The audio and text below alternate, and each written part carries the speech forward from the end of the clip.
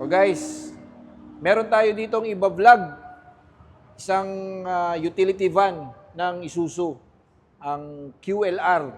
At tama-tama, nandito yung aking kaibigan na si Sir Mark Anthony Hoya of Isuzu Commonwealth. Ayan, no?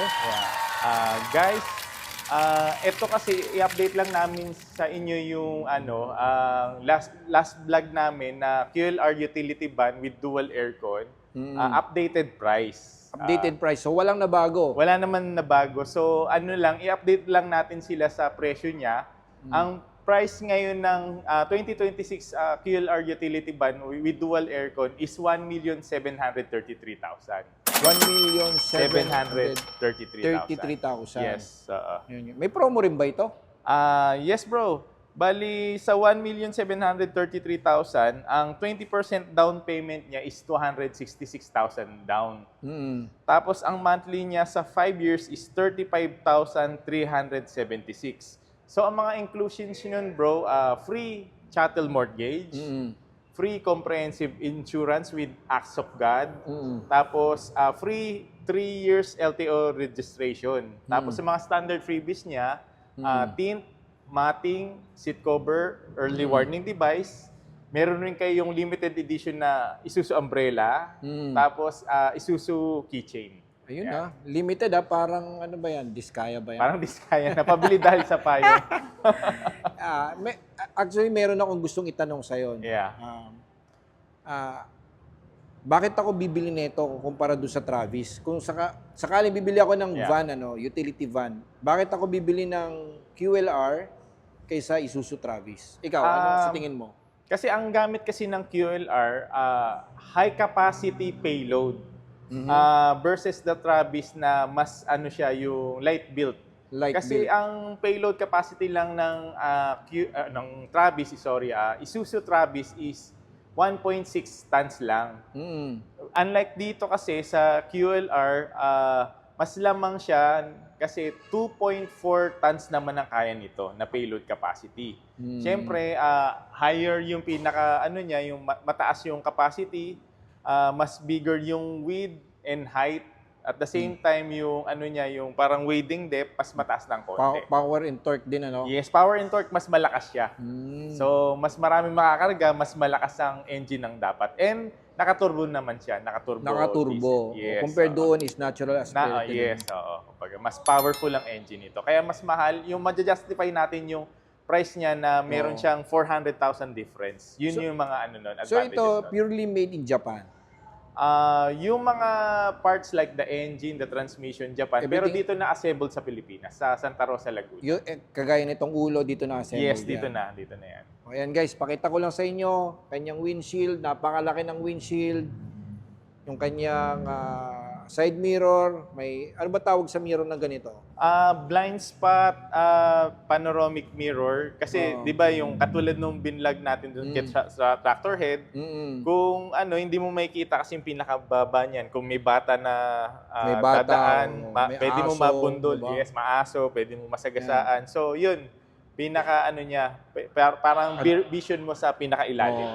For safety purposes din yan, guys. Ayan, napakalaki ng ilaw. Yes. And then ito, I think it's made of, hindi siya plastic. Aluminum. Aluminum, guys. Yeah. Ayan. Aluminum. So, QLR. Yes. Okay. Blue power means? Euro 4, blue power kasi tawag dito, crisp yung pinaka-emission niya, yung kumbaga Clean Air Act. Sumusunod si Isuzu Philippines sa Clean Air Act. Clean Air Act. Okay. Yeah. So, yan guys. Pakita ko lang sa inyo yung kanyang ulo. Ayan. So, kung i-check po ninyo yung engine, ililift nyo lang po ito. Tilting cab kasi siya. Yan yung pagkakaiba niya sa Isuzu Travis. Mas madali siyang i-serviceable kasi tilting cab siya. Oo. Then, ito sa loob. Ito yung loob mas po maluwag. niya. Mas maluwag siya. Mas maluwag and leatherette seat cover. Yeah. Yan. So, sampa ka nga dito, sir. Ayan. Ito yung kanyang legroom. Height ni sir. 5'11". 5'11". Ayan. Ayos, And napakalaki ng kanyang windshield. Kitang-kita mo talaga, guys. Yeah. pati yung mga sakay, pahinante mo. Mas maluwag kasi ang QLR kaysa sa Isuzu Travis. So yung aircon niya, separate dun sa aircon sa likuran. Yeah, bali dual aircon, so separate switch yung blower dito, tsaka may separate switch na blower din sa likod. So pero usually dito rin na manggagaling yung yung pinaka power output sa harap rin. And then manual yung ating window. Yung bintana. Yan. Hindi siya Hindi siya central locking. Hindi siya central locking. Yeah, so non-central locking. Okay, ayan guys. Okay. Okay, dito naman tayo sa bandang gilid. Ilang ang fuel tank capacity nito? Fuel tank capacity nito, bro, is around 100 liters. 100 liters. Yes. And then based in your knowledge, mga nasa ilan ang yung fuel consumption nito?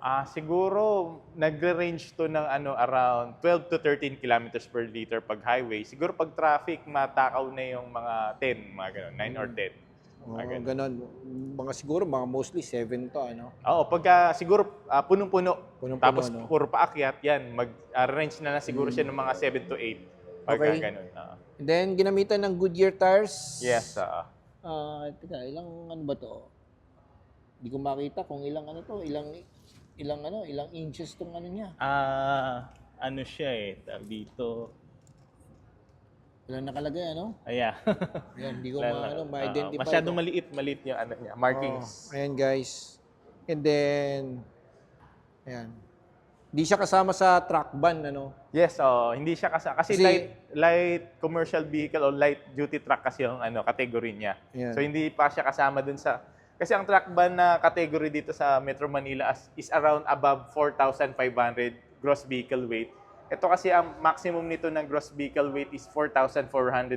So mas mababa siya sa 4,500. So hindi pa siya kasama sa truck ban. Okay. Tsaka single tire, Single tire, yeah. Pwede sa mga subdivision, pwede ba ito sa mga skyway? Yes, actually pwede. Pinapayagan to ng mga highway patrol doon. So sa tingin mo, ilang seating capacity nito? Ito, halos pares lang din siya ng Isuzu Travis na 18 passengers dito sa likod. Mataas lang talaga yung Yes, mas mataas lang. Tsaka mas wider ng konti ng bahagya. Tsaka komportable yung upuan, guys. Yeah. So, ito yung dual AC niya. Yes, dual aircon na. Maayos mo kakagawa. And then ito na tatanggal din to. Yes, rin to. Na bubuksan rin to.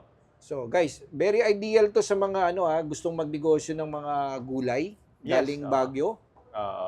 Tama-tama to guys kung kayo po ay aangkat ng gulay Baguio, meron kayong tindahan dito sa may along Q-Mart, yes, Divisoria, Balintawak. Bagsakan kasi ang Balintawak. Pasig, yan guys. Ito, very ideal to para sa mga negosyante. Ayan. Ayun. Panalo. Check nga natin dito sa bandang side na to. Ayan, napakaluwag guys, Okay.